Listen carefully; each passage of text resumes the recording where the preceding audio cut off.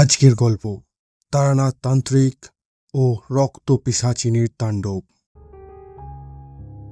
পৌষ মাসের এই কনকনে ঠান্ডায় সর্বদা দাঁতে দাঁত চেপে একাকার অবস্থা। তার উপর উপরি পাওনা হিসেবে জুটেছে এই অকাল বৃষ্টি। সব মিলিয়ে একেবারে জমে যাই আর কি। বহুদিন হলো অফিসের কাজের চাপে অন্যদিকে তাকানোর ফুরসত হয়নি, তাই তারানাথ বা কিশোরী কারোর সাথেই সাক্ষাৎ করার তেমন একটা সময়টুকু হয়নি। আজ রবিবার সকালে ঘুম থেকে উঠে দাওয়ায় বসে চা পান করছি, সেই সময় হাঁক ডাক করতে করতে কিশোরীর আগমন। সে এসেই বলল, কি হে, তুমি যে একেবারেই বেপাত্তা হয়ে গিয়েছিলে কদিন ধরে। আমি তো ভাবলাম আজও তোমার দেখা পাবো না। শেষমেশ যে দেখা পেলাম, আমার ভাগ্য ভালো। আমি একটু হেসে বললাম, সাধে কি আর বেপাত্তা হয়েছিলাম ভাইয়া? অফিসের বড়বাবু ঘাড়ের ওপর এত কাজ চাপিয়ে দিয়েছিল যে নিঃশ্বাস নেবারও সময়টুকু ছিল না আমার। তা তুমি দাঁড়িয়ে কেন, বসো, গিন্নিকে চা দিয়ে যেতে বলি। এই ঠান্ডায় এক কাপ গরম চা পান করে শরীরটা একটু গরম করো, বুঝলে, না হলে যে ঠান্ডায় জমে যাবে। কিশোরী দেখলাম খানিক রাগের স্বরেই বলল, আরে শুধু শীত পড়লেও মানা যেত, তার মধ্যে অকাল বৃষ্টিটা যে কোথা থেকে এলো ভগবানই জানেন। একেই শীতে লেপ কম্বল থেকে বেরোতে মন চায় না, তারপরে বৃষ্টিতে রাস্তার অবস্থা ওই প্যাচপ্যাচে। ধুত্তেরি। কিশোরী হয়তো আরো কিছুক্ষণ এই আবহাওয়া নিয়েই নিজের রাগ বিরক্তি প্রকাশ করত, কিন্তু সামনে ধোঁয়া ওঠা গরম চা পেয়ে শান্ত হয়ে তাতেই মনোনিবেশ করল। চা পান করতে করতে কিশোরী বলল, আজ তো তোমার ছুটি, তাহলে বিকেলের দিকে যদি ঝড় বৃষ্টি না হয় তাহলে একবার তারানাথের কাছে গেলে মনটা কিন্তু ভালো হতো। বহুদিন হলো তার কাছে যাওয়া হয় না। ওই জমজমাট গল্পগুলোও তো শোনা হয় না, কি বলো ভাইয়া? কিশোরীর কথায় আমিও সম্মতি জানিয়ে বললাম, ঠিকই বলেছ, সত্যি অনেকদিন হলো ওনার কাছে যাওয়া হয় না। আমার মনটাও বড্ড টানছে, বুঝলে। তাহলে তোমার কথাই রইল, আজ বিকেলে তারানাথের বাড়ি জমিয়ে আড্ডা হবে, কি বলো? ও হ্যাঁ, তুমি তো আবার ওনার গল্পে বিশ্বাস করো না। আমার কথায় কিশোরী হেসে বলল, আর ওই বুড়োকে একটু রাগিয়ে না দিলে গল্পের মজাটাই ঠিক আসে না, কি বলো? এই বলেই কিশোরী বাড়ি ফেরার পথ ধরল। আমিও কিছুক্ষণ আনমনে এটা সেটা ভেবেই কাটিয়ে দিলাম। একই শীতের সন্ধে তাড়াতাড়ি নাবে, উপরন্ত এই মেঘলা আকাশ, সবটা মিলিয়ে বিকেল 4টেতেই যেন চারিদিকে অন্ধকার নেমে এসেছে। হয়তো কিছু পরেই মুষলধারে বৃষ্টিও নামবে। আমি ছাতা বগলে চেপে তাড়াতাড়ি পা চালালাম। বড় রাস্তার মোড়ে উঠতেই দেখি উল্টো দিক থেকে কিশোরী আসছে। আমাকে দেখে একটা বড় হাসি হেসে আমার দিকে এগিয়ে এলো কিশোরী। যাক, ঠিক সময় এসেছি। চলো চলো তাড়াতাড়ি গরম তেলে ভাজা আর পাসিং শোয়ের প্যাকেটটা নিয়ে নিই। ওগুলো ছাড়া যে ওনার আবার গল্প আসে না। বলেই কিশোরী আমার হাতে একটা প্যাকেট মোড়া নরম জিনিস ধরিয়ে দোকানের দিকে চলে গেল। আমিও সেই প্যাকেটটা হাতে নিয়ে এদিক ওদিক করে কিছু না বুঝতে পেরে সেখানেই দাঁড়িয়ে রইলাম। কিশোরী আসতেই দুজনে পা চালিয়ে হাঁটতে লাগলাম। এইদিকে আকাশের অবস্থাও খারাপ হয়েই যাচ্ছে, যে কোনো সময় বৃষ্টি নামলো বলে তার মধ্যে ঝোড়ো হাওয়ায় আমাদের শাল চাদর সব উড়ে যাবার জোগাড়। কোনো রকমে তারানাথের বাড়ির সামনে পৌঁছতেই ঝড়ের সাথে মুষলধারে বৃষ্টি নামল। কিশোরী কয়েকবার দরজা ধাক্কা দিতেই চারি এসে দরজাটা খুলল। ওমা, কাকাবাবু আপনার এই দুর্যোগেও এসেছেন? আসুন আসুন, বাইরে দাঁড়িয়ে ভিজে যাবেন যে। চারির কথা শেষ হতে না হতে আমি আর কিশোরী হুড়মুড় করে ঘরের ভিতরে ঢুকলাম। চারি আমাদের দিকে তাকিয়ে নকল রাগ দেখিয়ে বলল, এতদিনে মনে পড়লো বুঝি আপনাদের? বাবা তো মাঝে মাঝেই আপনাদের কথা বলেন। এসেছেন, ভালোই করেছেন। যান, বাবা ওই ঘরেই আছেন। বলে চারি ইশারায় আমাদের ঘরের দিকে নির্দেশ করল। আমরাও কাল বিলম্ব না করে ওই ঘরে প্রবেশ করলাম। আমাদের দেখে তারানাথ বলল, আজ মনটা সকাল থেকেই জানান দিচ্ছিল যে তোমরা আসবে, কিন্তু বিকেলে আকাশের অবস্থা দেখে ভাবলাম আর আসতে পারবে না। কিন্তু এখন দেখি ঝড় মাথায় একেবারে ঘরের দরজায় দাঁড়িয়ে। তা এতদিন ছিলে কোথায়? এই বুড়োটাকে কি একেবারেই ভুলে গেছিলে? তারানাথের কথা শুনে আমি হেসে বললাম, আরে ঠাকুরমশাই আর বলবেন না, অফিসের কাজের চাপে আমার একেবারে চিড়ে চ্যাপটা অবস্থা, সবই তো বোঝেন আপনি। কিশোরী এবার হাতে ধরা গরম তেলে ভাজার ঠোঙাটা আর পাসিং শোয়ের প্যাকেটটা তারানাথের হাতে দিয়ে বলল, এই নিন ধরুন, আর বেশি রাগ করে থাকবেন না দেখি আমাদের ওপর। দেখছেন তো বাইরে একেই জাঁকিয়ে শীত, তাতে বৃষ্টি, তারপর যদি আপনিও রাগ করেন তাহলে তো তাপমাত্রা তারতম্য হয়ে যাবে, তাই না? তার থেকে বরং এগুলো পেটে যাওয়ার ব্যবস্থা করুন। কিশোরীর কথা শুনে তারানাথ সহ আমিও হেসে উঠলাম। তারানাথ আমাদের বসতে বলে চারিকে হাঁক দিলেন। চারি আসতেই উনি তেলে ভাজার ঠোঙাটা তার হাতে দিয়ে বললেন, যা তো মা, গরম চার সঙ্গে এই তেলে ভাজাগুলো সাজিয়ে আনতো। চারি হেসে বলল, তা আনছি, তবে বাড়িতে খইয়ের মোয়া বানিয়েছি, সেগুলো দিয়ে যাচ্ছি, খেয়ে বলবেন কেমন হয়েছে। এই কথা শুনে কিশোরীর আনন্দ দেখে কে। বাইরে বৃষ্টি আর ঝড়ের শন শন শব্দ। হঠাৎই আমরা তিনজন চুপ করে যেতেই শব্দটার জোর যেন আর একটু বেড়ে গেল। ঘরের মধ্যে তখন বাতির শিখাটা থেকে থেকে কেঁপে উঠছে। তারানাথ বলল, এখন দেখি সবই উল্টো খাতে বইছে। শীতের সময় এমন ঝড় বৃষ্টি তো আগে দেখিনি বাপু। সময়ের ফেরে আরো কত কি যে দেখতে হবে। তবে যাই বলো, রাতের ঘুমটা কিন্তু বেশ আমেজের হবে।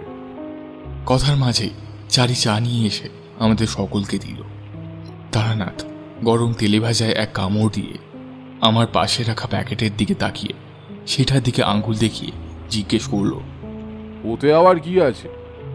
তারানাথের কথা শুনে কিশোরী সেই দিকে তাকিয়ে বলল, ও ওই প্যাকেটে ওতে একটা পুতুল আছে।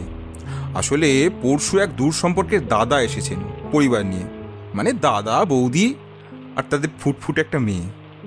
দুদিনের মধ্যেই মেয়েটা বড় আদরের হয়ে গেছে আমার। কাল ওরা চলে যাবে, তাই আজ আসার সময় পথের ধারে এক বুড়োকে এইসব পুতুল বিক্রি করতে দেখেই এটা নিয়ে নিলুম। এটা দেখে মেয়েটা ভীষণ খুশি হবে।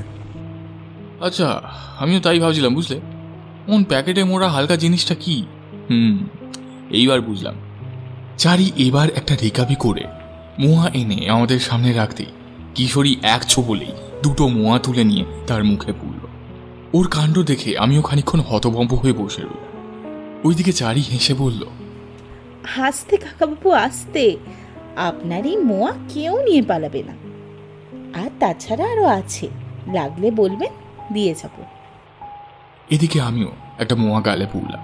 খেতে খেতে সেটা নিয়ে প্রশংসা করছি, কিন্তু তাকিয়ে দেখি তারানাথ ওই পুতুলের প্যাকেটের দিকেই তাকিয়ে কি সব যেন ভেবে চলেছে। আমি কিশোরীকে ধাক্কা দিয়ে তারানাথের দিকে তাকাতে বললাম। সে ওই দিকেই তাকিয়ে মোয়া চিবুতে চিবুতে বলল, ও ঠাকুর মশাই, কি এত ভাবছেন? আর কতদিন পরে আপনার কাছে এলাম, কোথায় একটা জম্পেশ গল্প শোনাবেন তা নয়, কি সব আকাশ পাতাল চিন্তা করে চলেছেন। তারানাথ গম্ভীর গলায় বললেন, কোনো নিষ্পাপ সাধারণ জিনিসকে তোমরা কখনো ভয়ঙ্কর রূপে দেখেছো কি? একটা জমজমাট গল্পের গন্ধ পাচ্ছি যেন। নিন নিন নিন, শুরু করুন। লোভ জিনিসটা বড় খারাপ। মানুষের এমন ভাবে মতিভ্রম করে দেয় যে ঠিক ভুলের জ্ঞানটুকুও থাকে না। যখন বুঝতে পারে তখন অনেকটা দেরি হয়ে যায়। তখন থেকে কি বলে চলেছেন বলুন তো? একবার বলছেন নিষ্পাপ জিনিসের ভয়ঙ্কর রূপ, একবার বলছেন লোভ বড়ই খারাপ। এরকম করলে হয় বলুন? সবটাই বলছি, তার আগে তুমি শান্ত হয়ে বসো বাপু। যাব বাবা, সিগারেটের প্যাকেটটা কোথায় যেন রাখলাম। না না, এবার মনে হয় সত্যি সত্যি বুড়ো হয়ে গেছি। সিগারেটটা না ধরানো অবধি গল্প তো আবার ঠিক আসবেও না। মুখে প্রকাশ না করলেও আমি নিজেও গল্প শোনার জন্য ভিতরে ভিতরে অস্থির হয়ে উঠেছি। তাই আমি নিজেই উঠে তারানাথের তক্তপোষটা ঘেঁটে পাসিং শোয়ের প্যাকেটটা ওনার হাতে দিলাম। উনি একটা সিগারেট ধরিয়ে তাতে দুটো শুকটান দিয়ে তারপর ধোঁয়া ছেড়ে বললেন, গদ্রবঙ্গার নাম শুনেছ তোমরা? কিশোরী নাক কুচকে বলল, সেটা আবার কে মশাই? গঙ্গা নদীর কোনো শাখা নাকি? তবে একটা ঘটনা বলি, শোনো। খুব বেশি বছর না, এই বছর 5 আগের কথা। তখন আমার জ্যোতিষশাস্ত্রের কথা বেশ ছড়িয়ে পড়েছে।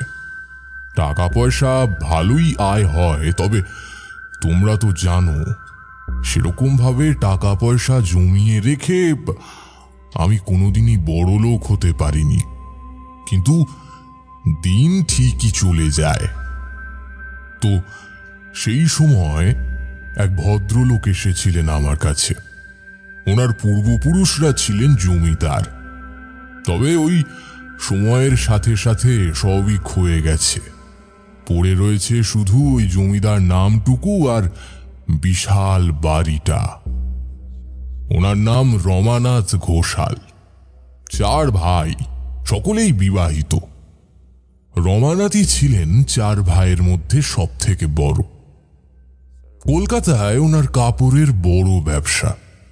মেজ ভাই সুধীন ওনার ওই ব্যবসাতেই সাহায্য করতেন। সেজ ভাইয়ের শ্বশুর বাড়ি বেশ বড় লোক, আর অনেক সম্পত্তি থাকায় সেগুলো দেখভালের জন্য স্ত্রী সহ উনি শ্বশুর বাড়ি গিয়েই থাকেন। আর ছোট ভাই নানা রকম ব্যবসায় লস করে শেষে একটা মুদির দোকান খুলে বসেছেন। কিশোরী তারানাথের কথার মাঝেই হঠাৎ বলে উঠল, তা আজ কি আপনি বংশ পরিচয় করিয়েই গল্পটা শেষ করবেন বলে ঠিক করেছেন ঠাকুরমশাই? হ্যাঁ? তারানাথ রেগে গিয়ে বলল, সব কিছুতেই তোমার বাবু বড় অধৈর্য। একটু সবুর করো, সব বলবো, আর না হলে আসতে পারো। তারানাথ একবার আর চোখে আমাদের দিকে তাকিয়ে বলতে শুরু করলেন, রমানাথ ঘোষাল মাঝে মাঝেই আমার কাছে আসতেন ওনার ব্যবসার কাজের উন্নতি সাধনের জন্য। সেই সূত্রে ভালো সম্পর্ক গড়ে উঠেছিল। তবে কোনো কিছু সমস্যা হলেই ছুটে আসতেন আমার কাছে। তেমনি একদিন সকালে উস্কো খুস্কো বেশে এসে হাজির হলেন আমার বাড়িতে। এসেই আমার পা দুটো জড়িয়ে ধরে হু হু করে কেঁদে বললেন, আপনি তো সব পারেন ঠাকুর, আপনি তো সব পারেন। আপনার কাছে অসম্ভব বলে তো কিছু নেই। দয়া করে আমার মেয়েটাকে ফিরিয়ে দিন আমার কোলে। ওকে যে আমি বড্ড বেশি ভালোবাসি ঠাকুর, বড্ড বেশি ভালোবাসি। অথচ দেখুন, এই মেয়েটাকে আজ চিতায় শেষকৃত্য করে আসলাম। আমি খানিকটা অবাক হলাম, কারণ আমি জানি ওনার মেয়ের বয়স 16 কি 17। তার কিছু রোগ আছে বলেও তো জানতাম না। তাহলে এমন কি হলো যে তার মৃত্যু হলো? মনে 1000 প্রশ্ন থাকলেও নিজেকে সামলে নিয়ে বললাম, আগে আপনি উঠুন, আমাকে সবটা পরিষ্কার করে বলুন, না হলে যে আমি কোনো কিছুই সমাধান করতে পারবো না। আমার কথা শুনে উনি একটু শান্ত হয়ে বসেন। তবে ওনার চোখে শূন্যতা দেখে আমার বুকটা কেমন যেন ধক করে উঠল। আমি নিজেও যে একজন পিতা, আর পিতা হয়ে সন্তান হারানোর কষ্টটা যে কি সেটা আমি খুব ভালো করেই বুঝি। কিছুক্ষণ পরে উনি একটু ধাতস্থ হয়ে বললেন, আমার মেয়েটা যে আর নেই ঠাকুর, আমাকে ফাঁকি দিয়ে চলে গেল। তা কি হয়েছিল আপনার মেয়ের? কি যে হঠাৎ হয়ে গেল সেটাই তো বুঝলুম না। কটা দিনের মধ্যেই বাড়ির দুটো সন্তান না বলে কয়ে চলে গেল। কিছু বোঝার সময়টুকু পর্যন্ত দিল না। আমি পুরো নিশ্চিত কারণ নজর পড়েছে। না হলে আপনি বলুন, কোথাও কিছু নেই, অথচ দুটো বাচ্চা মানুষ এইভাবে শেষ হয়ে গেল। ওনার কথায় আমি খানিক চমকে উঠলাম। একসাথে দুজন শিশুর মৃত্যু আমার মনে যেন অশুভ কিছুর ইঙ্গিত দিচ্ছিল। আমি জিজ্ঞাসা করলাম, ঠিক কি হয়েছিল বলুন তো? আর দুজন মৃত বাচ্চার মধ্যে একজন আপনার মেয়ে, কিন্তু অপরজনটাকে? রমানাথ শান্ত গলায় বললেন, আমার ছোট ভাইয়ের ছেলে। জানেন, ছেলেটা মাত্র 5 মাসের, তার মধ্যেই এসব হয়ে গেল। বলেই উনি আবার কাঁদতে শুরু করলেন। আমি বললাম, আপনি আমাকে শুরু থেকে সমস্তটা বলুন, না হলে আমি কিচ্ছু করতে পারবো না। রমানাথ বলতে শুরু করলেন। মাসখানেক আগের কথা, হঠাৎ করেই সমস্ত ব্যবসা বাণিজ্য ফুলে ফেঁপে উঠতে লাগলো 3 ভাইয়ের। বেশ কয়েকদিন ধরে একটা জমি নিয়ে মামলা চলছিল। সেই জমির মামলাও সহজেই আমাদের নামে চলে এলো। ছোট ভাই এতদিন ধরে সমস্ত ব্যবসায় কাজে অসফল হলেও ওর মুদির দোকানটাও বেশ রমরমিয়ে চলতে লাগলো। ওর শ্বশুর বাড়ির তরফ থেকেও সম্পত্তির একটা বড় ভাগও পেল। এক কথায় বলতে গেলে মা লক্ষ্মী যেন 2 হাত ভরে আমাদের উপর আশীর্বাদ ঢেলে দিচ্ছেন। কিন্তু তার সাথে সাথে ছোট ভাইয়ের ছেলের শরীরটাও কেমন জানি দিন দিন খারাপ হতে লাগলো। কোথাও কিছু নেই, ওইটুকু বাচ্চার রক্ত বমি শুরু হলো। ডাক্তারের কাছে নিয়ে যেতে না যেতেই সব শেষ। ছোট বৌমার তো তখন পাগল পাগল অবস্থা। তা ওকে একটু সামলাতে না সামলাতেই আমার মেয়েটারও হঠাৎ করেই রক্ত বমি। তারপরে সে আর নেই। ও, আর একটা কথা, কিছুদিন ধরে বাড়ির চারপাশে রক্তশূন্য পশু পাখির মরা দেহ মিলছে। প্রথমে ভাম নেউলেরা খাবারের জন্য এমন করছে ভেবে সেরকম আমল দিইনি, তবে এখন এটা নিয়ে বড্ড ভয় করছে। ওনার কথা শুনে আমার ভেতরে ভেতরে কেমন একটা চঞ্চলতা শুরু হয়েছিল। উনি একটু থেমে আবার বলতে লাগলেন, আমার মনে হয় বাড়িতে নিশ্চয়ই অশুভ শক্তির আগমন ঘটেছে। ওই অশুভ শক্তি আমাদের সন্তানদের কেড়ে নিয়েছে। আমার বাড়িতে আরো 2টো বাচ্চা আছে, আমরা তাদের আর হারাতে চাই না ঠাকুর। দয়া করে যদি আপনি একটিবার আমাদের বাড়ি গিয়ে ওই ঘটনার সুরাহা করে দেন, আমি চিরকৃতজ্ঞ থাকবো আপনার কাছে। আমি একটু ভেবে বললুম, ঠিক আছে, আমি দেখছি কি করা যায়, তবে আজ নয়, কাল সকালে আমি যাব আপনাদের বাড়ি। কিশোরী আবার তারানাথের কথার মাঝে বলে উঠল, সবই ঠিক আছে, কিন্তু বাচ্চাদের রক্তবমির সাথে অশুভ শক্তির কি যোগ, সেটাই তো বুঝলাম না। আরে বাবা, রক্তবমি যখন হচ্ছিল তখন ডাক্তারের কাছে নিয়ে যাওয়াই উচিত ছিল। মানে মানুষজনও বলিহারি, কিছু একটা হলেই তার সাথে এই শুভ অশুভ শক্তি জুড়ে দিয়ে কি যে পায় ভগবান জানে। অথচ ঠিক সময় ডাক্তার দেখালে হয়তো প্রাণে বেঁচে যেত। আর পশু পাখি মরছে বলে মন কুগাইবে? হতেই পারে সত্যি সত্যি কোনো ভাম বা কোনো বড় কিছুই পশু পাখিদের মেরে রেখে চলে গেছে, তাই না? কিশোরীর কথা শুনে তারানাথ একটা দীর্ঘশ্বাস ফেলল।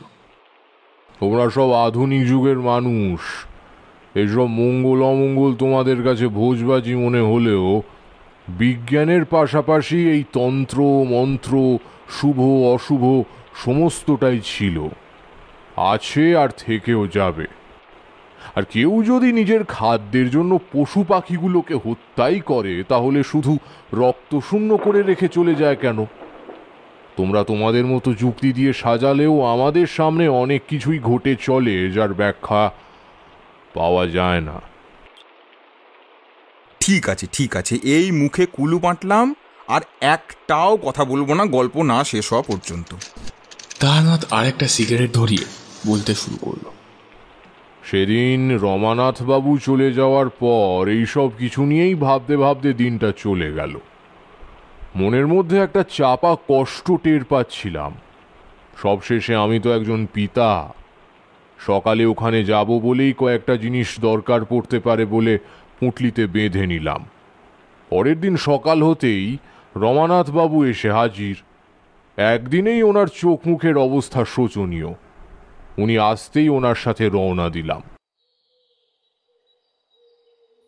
পৌঁছতেই দেখি আগের যুগের মহলের মতো একটা বড় বাড়ি, যদিও সময়ের সাথে চারিদিকে চুন সুরকি খসে গিয়ে ইটগুলো বেরিয়ে এসেছে।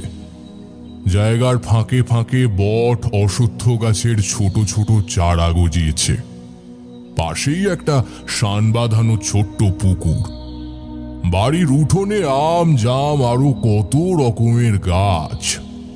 এক কথায় মনোরম পরিবেশ। তবুও আমি বুঝতে পারছিলাম কোথাও কিছু একটা অশুভ কাজ চলছে। তোমরা তো জানোই, মাতু পাগলি আমাকে কয়েকটা ক্ষমতা দান করেছিলেন, সাথে মধুসুন্দরী দেবীও। তাই বড় সাধক না হলেও কোথাও কিছু অমঙ্গল হলে তার আঁচটা আমি একটু আগেই পাই। তার উপর অত গাছের উপস্থিতিতেও একটুও ঠান্ডা বাতাসের ছিটে ফোঁটাও নেই। উল্টে কেমন একটা ভ্যাপসা গুমোট গরম। তার মধ্যেই কোথা থেকে যেন একটা আষ্টে গন্ধ নাকে বারবার বাড়ি মেরে চলে যাচ্ছে। বাড়িটার চারদিকেও কেমন একটা কালো ছায়া ঘিরে রেখেছে। ওপরের আকাশটাও ফ্যাকাশে। সব মিলিয়ে প্রবল অশুভ শক্তির উপস্থিতি টের পাচ্ছিলাম। বাড়ির ভেতরে পা দিতেই হঠাৎ যেন চারিদিকটা দুলে উঠল। ভাবলাম হয়তো ভূমিকম্প, কিন্তু পাশে রমানাথ বাবুকে নির্বিকার দেখে বুঝলাম কোনো একটা শক্তি আমার উপস্থিতিতে ক্রুদ্ধ হয়েছে।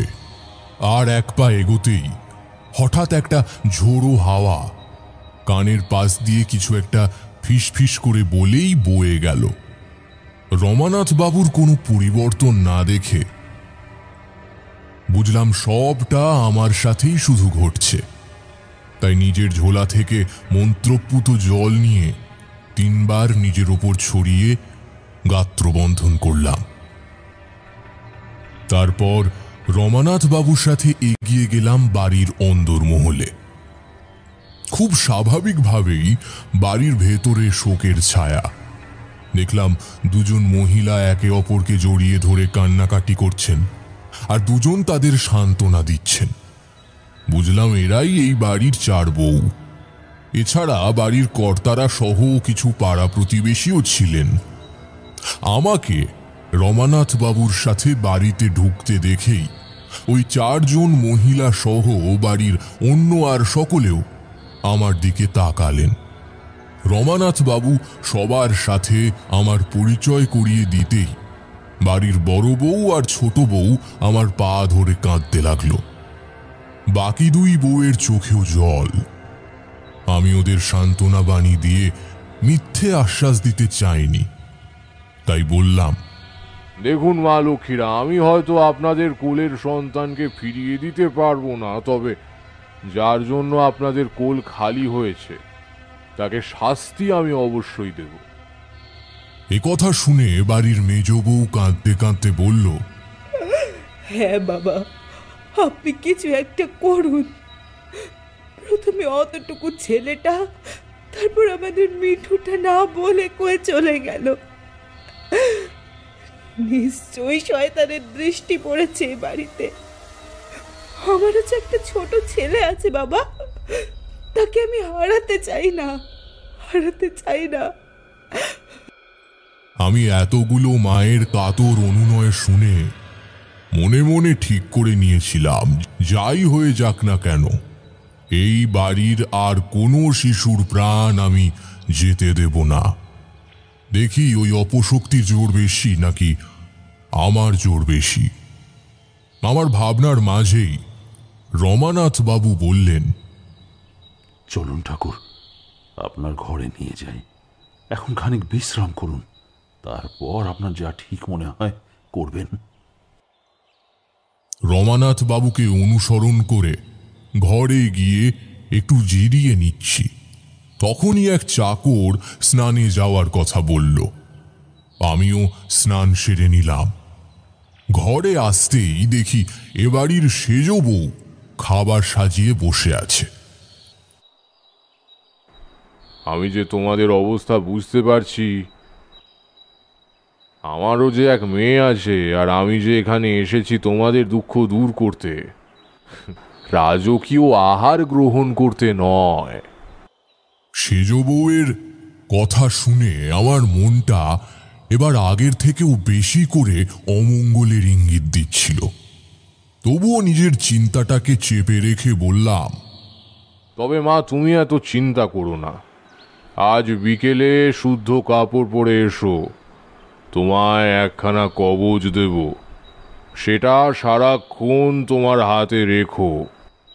দেখবে এই সব স্বপ্ন আর আসবে না, কোনো রকম ক্ষতি হবে না, তোমার অনাগত সন্তানের কোনো ক্ষতি হবে না। আমার কথা শুনে সেজ বউ একটা আশ্বাসের নিঃশ্বাস ফেলল। খাওয়া শেষ করে বিশ্রামের জন্য তক্তপোষে দেহটা ফেলে চোখটা বুজেছি। কখন ঘুমিয়ে পড়েছি ঠিক মনে নেই।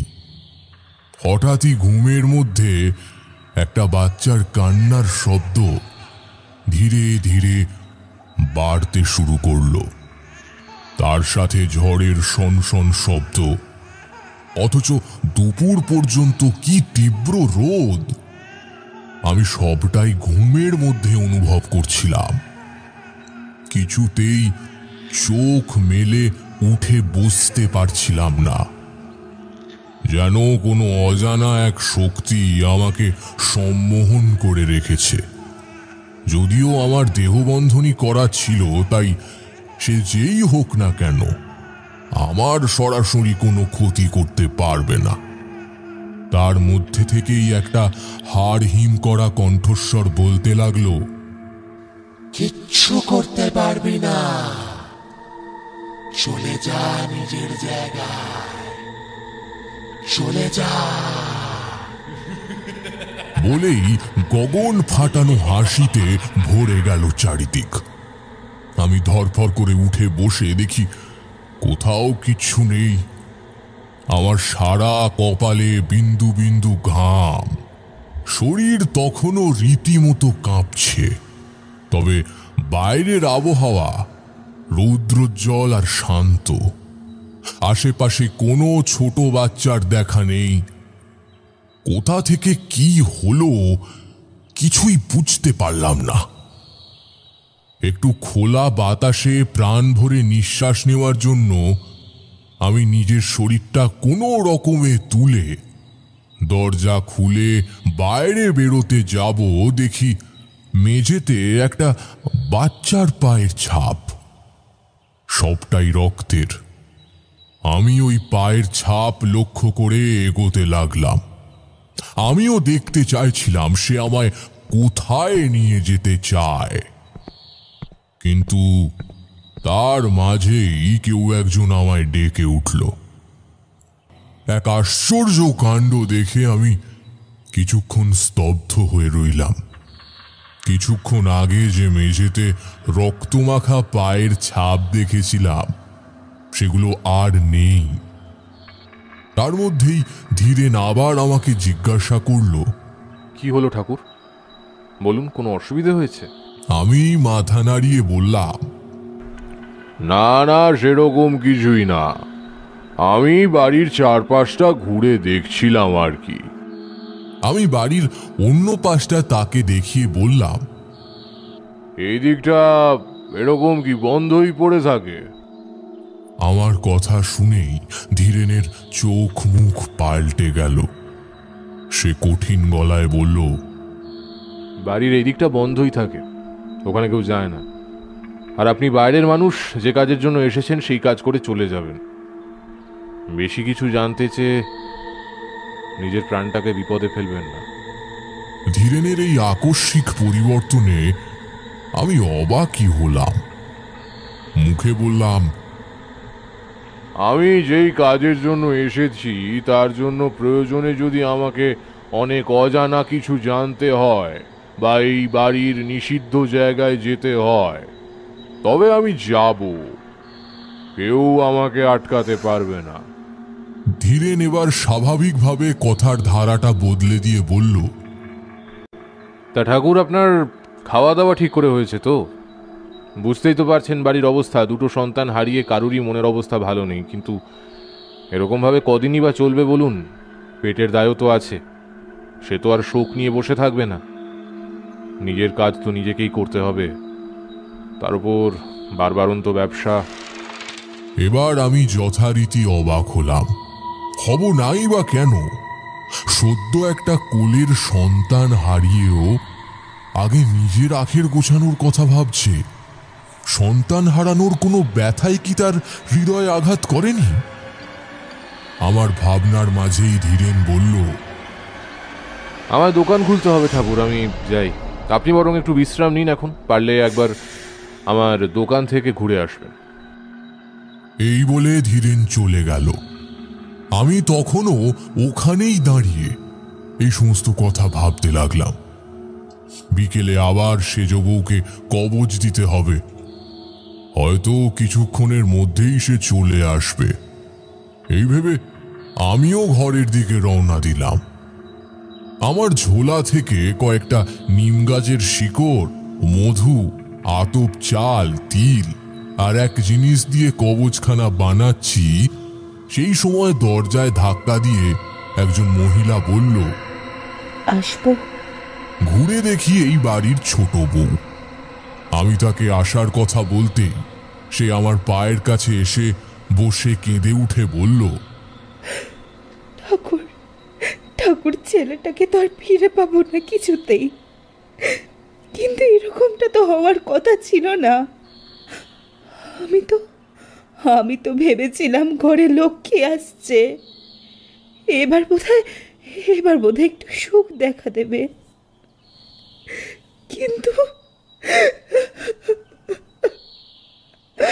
কিন্তু মাঝখান থেকে আমার খোকাটা এসে চলে গেল। এই বাড়িতে মেজদের খোকাটা আছে, শেষদি সন্তান সম্ভবা। ওই বাচ্চাগুলোর কিছু যেন না হয়, দেখুন আপনি দেখুন। আমি তাকে শান্ত হতে বলে জিজ্ঞেস করলাম, তা মা, তুমি কি মাসখানেকের মধ্যেই শিশুর স্বপ্ন দেখেছ? সে তৎক্ষণাৎ মাথা নেড়ে সম্মতি জানিয়ে বলল, হ্যাঁ, দেখেছি তো, প্রায়ই দেখতাম।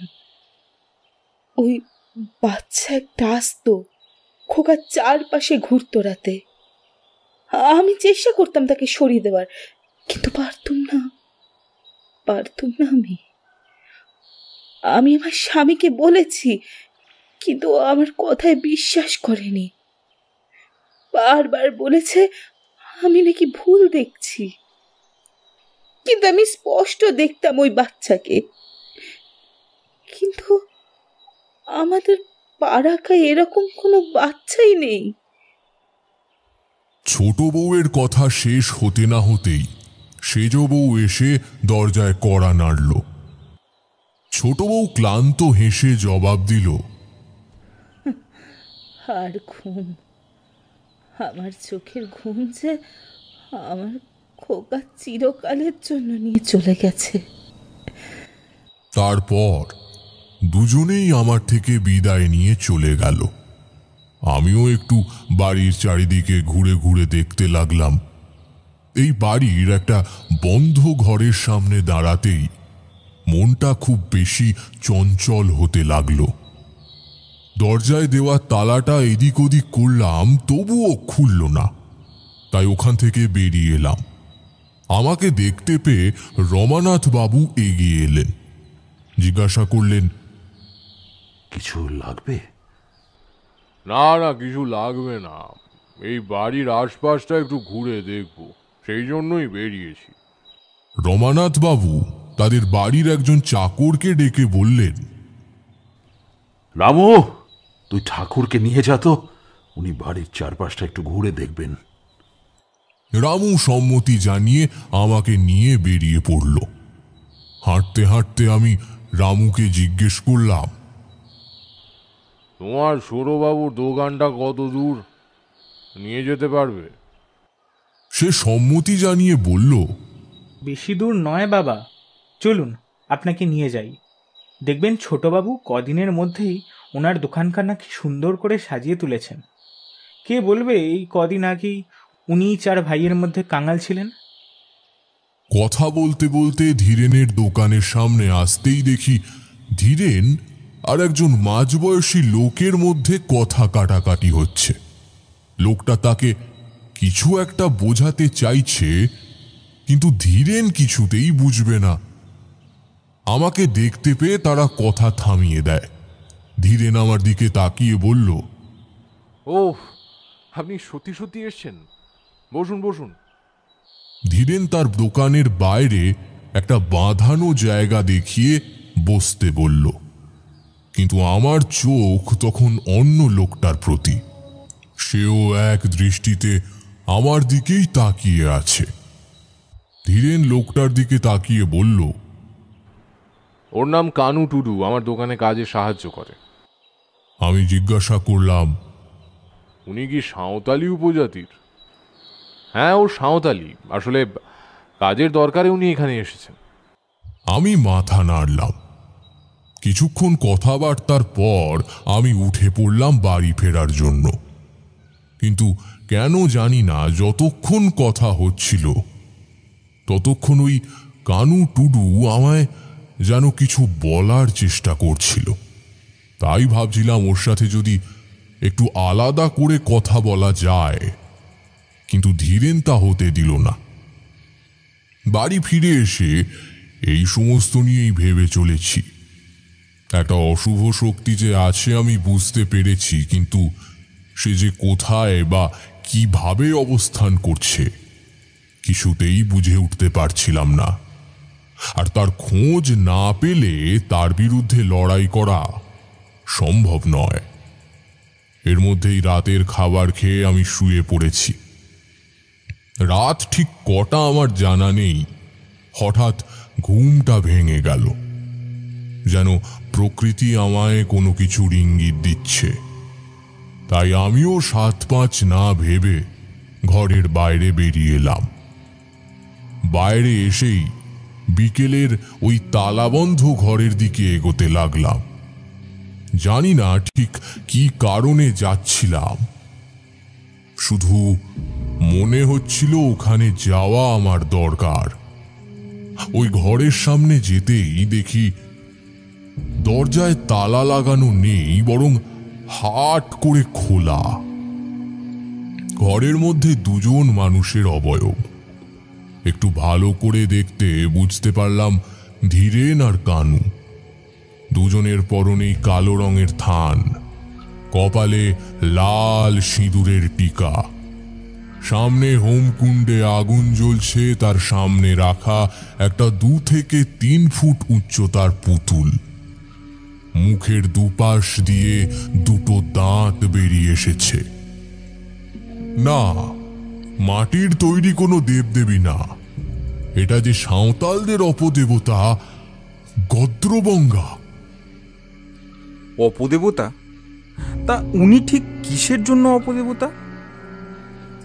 হ্যাঁ, উনি অপদেবতাই। সাঁওতাল প্রজাতিদের মধ্যে অনেকেই এই দেবতাকে পুজো করেন, যাতে তারা প্রচুর ধনসম্পত্তির মালিক হতে পারে।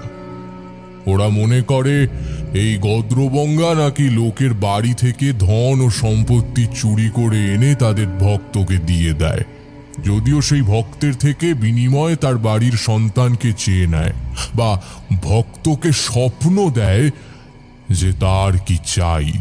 সেই গদ্রবঙ্গা নামে অপদেবতার আরাধনা করছিল ধীরেন। ওদের সামনে একটা ত্রিকোণ ছক, তার মাঝে একটা নরকঙ্কালের মুন্ড নানা রকম কড়ি দিয়ে সাজানো। তোমরা জানো, ছোট থেকে তন্ত্রমন্ত্রের প্রতি অগাধ টান, আর চারদিকে ঘুরে বেরিয়ে নানা রকম সাধু সন্ন্যাসীদের সাথে থেকে এই ধরনের কালো জাদুর কারুকার্য আমি শিখেছি। তাই বুঝতে বাকি রইল না যে ওরা ওই গদ্রবঙ্গার জাগরণ ঘটাচ্ছে। ওই কানু সমানে এক অন্য ভাষায় মন্ত্র পড়ে চলেছে। মাঝে মাঝে ধীরেনকে কিছু করার আদেশ দিচ্ছে, ধীরেনও সেই মতো কাজ করে চলেছে। আমি একবার ভাবলাম ওই যজ্ঞের মাঝে গিয়ে বাধা দিই, কিন্তু ফল হিতে বিপরীত হতে পারে ভেবে চুপ করে দাঁড়িয়ে রইলাম। সমস্তটা শেষ হয়ে যাওয়ার পর একটা রক্ত ভরা মালসা ওই পুতুলের সামনে রেখে ধীরেন ওর হাত কেটে কয়েক ফোঁটা রক্ত ওই মালসায় দিয়ে চোখ বন্ধ করে করজোরে নমস্কার জানিয়ে বসে রইল। কানুকে দেখলাম অসহায় মুখ নিয়ে বসে আছে। কয়েক মুহূর্তের মধ্যেই দেখলাম ওই পুতুলের মুখখানা রক্তে রাঙা হয়ে যাচ্ছে, সাথে সাথে মালসাও খালি হয়ে যাচ্ছে। উফ, কি ভয়ঙ্কর সেই দৃশ্য! সমস্ত মালসাটা শেষ হতেই ধীরেন আনন্দে চিৎকার করে বলে উঠল, হে প্রভু, আমি তোমারই দাস, তোমারই ভক্ত, দয়া করো আমার উপর, আশীর্বাদ করো, দুহাত ভরে দান করো। পাশ থেকে কানু ভীত গলায় বলল, সাপ নিজের খাতি এইরকম করে ডেকে আনবেন না সাপ। সাপ আমার কথা শুনুন সাপ, সাপ একটিবার আমার কথা শুনুন সাপ। সাপ এই ভদ্রগঙ্গা খুব ভয়ঙ্কর সাপ। যদি এর ইচ্ছে আপনি পূরণ করতে না পারেন তবে শেষ পর্যন্ত আপনাকে শেষ করে ফেলবে সাপে। সাপ আমার কথা শুনুন সাপ। ধীরেন ধমক দিয়ে বলল, চুপ কর তুই, এখনো বাড়িতে দুটো বাচ্চা আছে, আর তাছাড়া বাবার ভোগ আমি ঠিকই জোগাড় করব। আমি শুধু টাকা চাই, ধন চাই, সম্পত্তি চাই, আর আমাকে কেউ আটকাতে পারবে না। ওদের কথা শুনে বুঝতে বাকি রইল না যে এই বাড়ির দুটো সন্তান ঠিক কি করে মারা গেছে। ওরা বেরিয়ে আসছে বুঝতে পেরে আমি ওখান থেকে সরে এলাম। পরের দিন সকাল হতেই শুনতে পেলাম পাশের বাড়িতে নাকি চুরি হয়েছে। বুঝতে পারলাম কাল ওই যজ্ঞের ফল এই চুরি। ধীরেনকে দেখলাম বেশ নিশ্চিন্ত মনে বসে চা পান করছে। তারপর চা শেষ করেই দোকানের উদ্দেশ্যে রওনা দিল। রমানাথ বাবু আমার কাছে এসে বললেন, জানেন, আজ বাড়ির পিছন থেকে ছাগলের রক্ত শূন্য দেহ মিলেছে। আচ্ছা ঠাকুর, বাড়ির উপর নেমে আসা এই অমঙ্গল কি আপনি দূর করতে পারবেন না? আর কত কি যে দেখব। এর মধ্যেই একজন ধুতি পাঞ্জাবি পরা ভদ্রস্থ লোক এসে রমানাথ বাবুর কাছে এসে বললেন, রমানাথ, তোমার জন্য একটা ভালো খবর আছে। রমানাথ বাবু আমার দিকে তাকিয়ে বললেন, ইনি আমাদের গ্রামের মোড়ল প্রতাপবাবু। প্রতাপবাবু আমার দিকে ফিরে আমার পা ছুঁয়ে নমস্কার করলেন। তারপর বলতে শুরু করলেন, আগে রমানাথ, তোমাদের কপাল খুললো বলে ওই যে পশ্চিমের জমিটা আছে, যেটা নিয়ে দাসেদের সাথে তোমাদের তুমুল ঝগড়া লেগেছিল, ওই জমিটার একটা কাগজ পাওয়া গেছে, আর তাতে তোমাদেরই নাম লেখা আছে। রমানাথ বাবু সবটা শুনে বললেন, কিন্তু তার কাগজ যে আমাদের কারোর কাছে ছিল না, তাহলে? সে আমি জানি না বাবু, সবটাই যেন ভেলকি একেবারে। যা হয়েছে তাতে তো আমরা আর কিছু করতে পারি না। আপনারা সব সাবধানে থাকুন। আমি আজ আসি। এই বলে তিনি চলে গেলেন। আমিও বেরিয়ে পড়লাম ধীরেনের দোকানের উদ্দেশ্যে। সেখানে যেতেই দেখি কানু বাইরে একা একা পাইচারি করছে। আমাকে দেখে সে পেছন ফিরে চলে যেতে চাইলে তাকে ডাক দিলাম। আমার কথা শুনতে পেয়ে সে দাঁড়িয়ে আমার দিকে ফিরল, তবু একবারের জন্য চোখ তুলে তাকায়নি। আমি জিজ্ঞাসা করলাম, গদ্রবঙ্গা দেবতাকে তুমি এনেছো এখানে? কানু কেঁদে উঠল, আমি কিছু করিনি, বিশ্বাস করুন আমি কিছু করিনি। আমি নিজের সমস্তটা হারিয়ে এখানে এসেছি। আমি বারবার বাবুকে বলেছি বারবার নিজের পরিবার আর দেশের চিপট দিয়ে, তবু উনি আমার কথা শোনেননি উনি আমার কথা। আমি বললাম, প্রথম থেকে বলো তো সবটা। আমাদের সাঁওতালদের মধ্যে গদ্রবঙ্গা অপদেবতার আরাধনার প্রচলন আছে। আমিও আমার আর্থিক সমস্যা দূর করতেই গদ্রভঙ্গার আরাধনা করি, কিন্তু মাস যেতে না যেতেই আমার মেয়েটা চলে গেল, তার শোকে আমার স্ত্রীও গেল, অথচ টাকা পয়সা আসতে লাগলো হু হু করে। কিন্তু কিন্তু ওই টাকা নিয়ে আমি কি করব? সেখানে মেয়ে চলে গেল, স্ত্রী চলে গেল, আমার আর এই জীবনে কেউ নেই। সেইখানে ওই ওই ওই ওই টাকা দিয়ে আমি করবোটা কি? তাই এই অবদেবতা থেকে আমি মুক্তি চাইছি, আমি মুক্তি চাইছি এই অবদেবতা থেকে। কিন্তু ও আর আমার পিছু ছাড়লো না।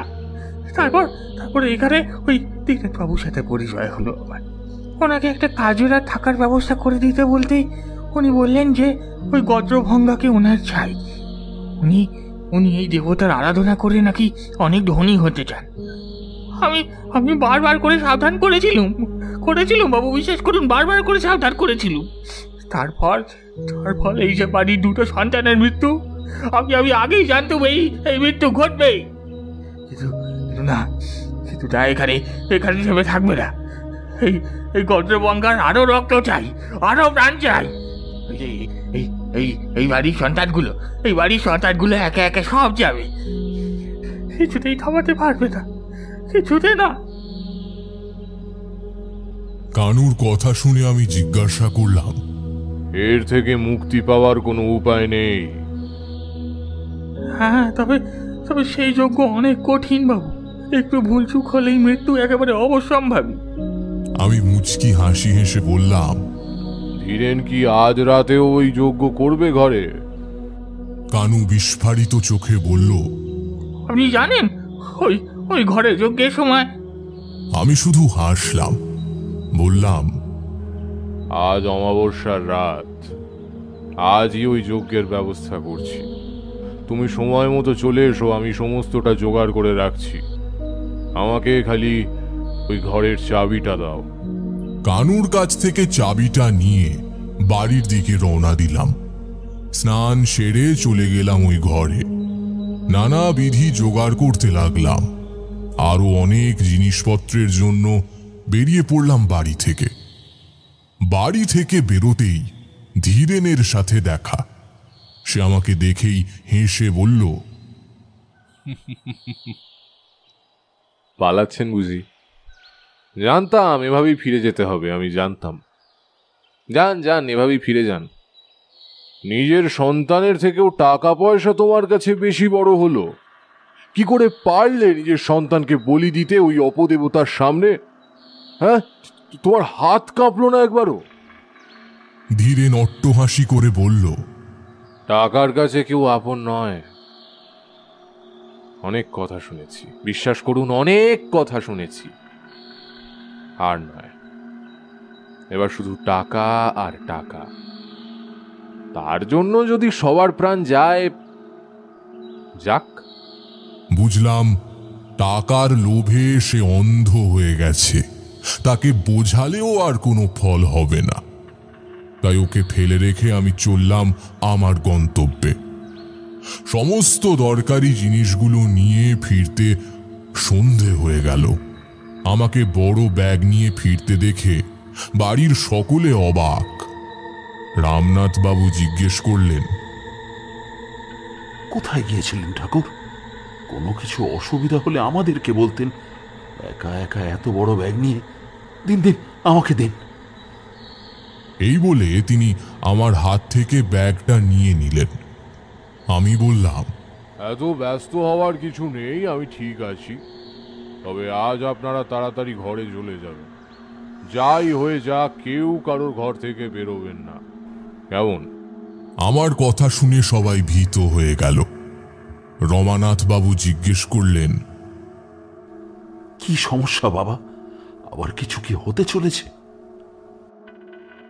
আমি বললাম, সব সমস্যার সমাধান করার জন্যই আজ এই আয়োজন। তবে আমি যেটা বললাম সেটা শুনবেন। যাই হয়ে যাক না কেন, ঘর থেকে বেরোবেন না।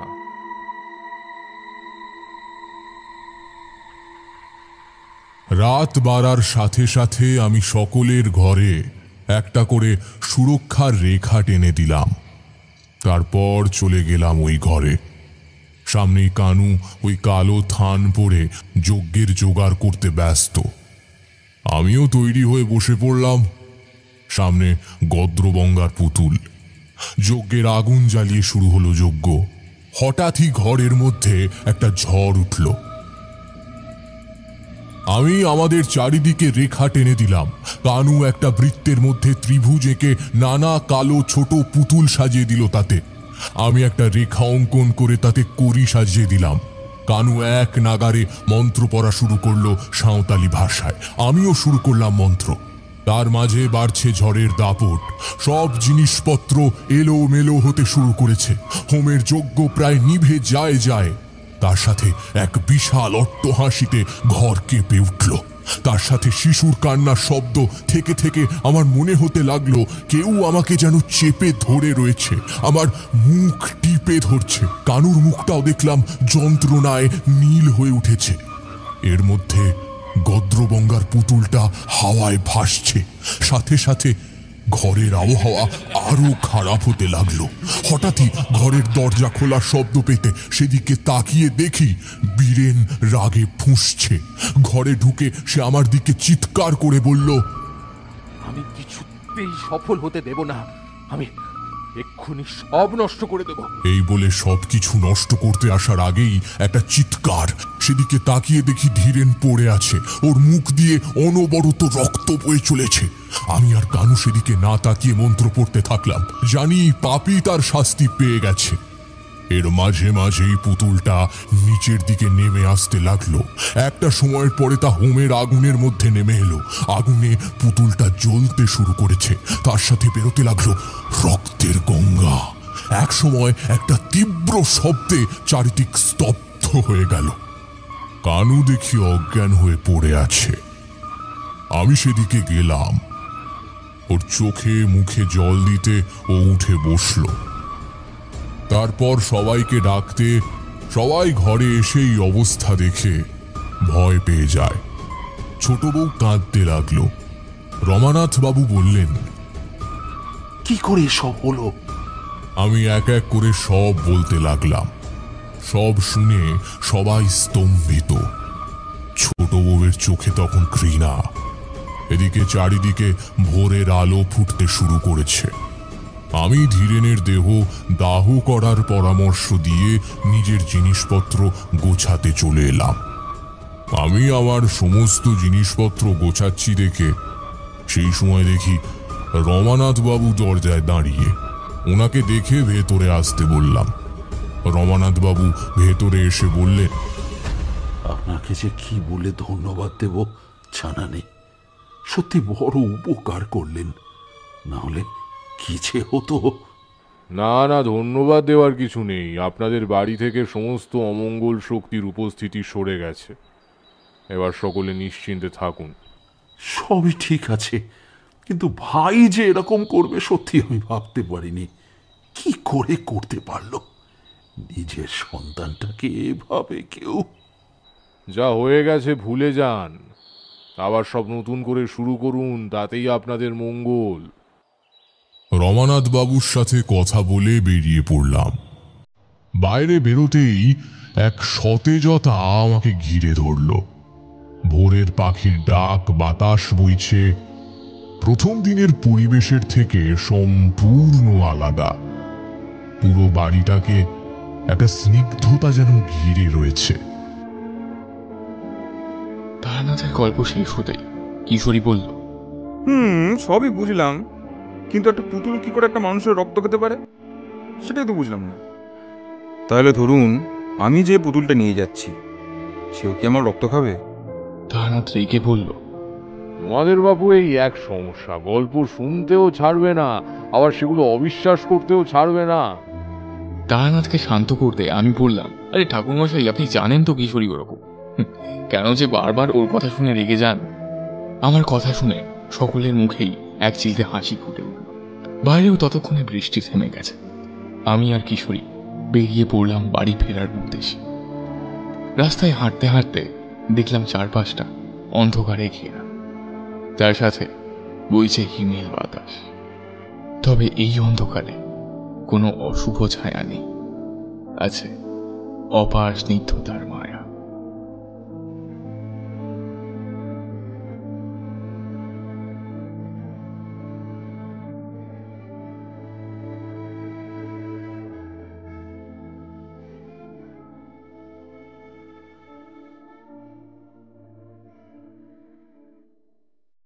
শুনছিলেন তারানাথ তান্ত্রিক ও রক্ত পিশাচিনীর তাণ্ডব। গল্পটি কেমন লাগলো অবশ্যই আমাদের কমেন্টের মাধ্যমে জানান। যদি গল্পটি ভালো লেগে থাকে তাহলে অবশ্যই একটি লাইক করবেন এবং এই রকম আরও গল্প শুনতে সাবস্ক্রাইব করতে পারেন অন্ধকারের আওয়াজ। দেখা হবে পরবর্তী একটি ভিডিওতে। ততক্ষণের জন্য ভালো থাকুন, সুস্থ থাকুন।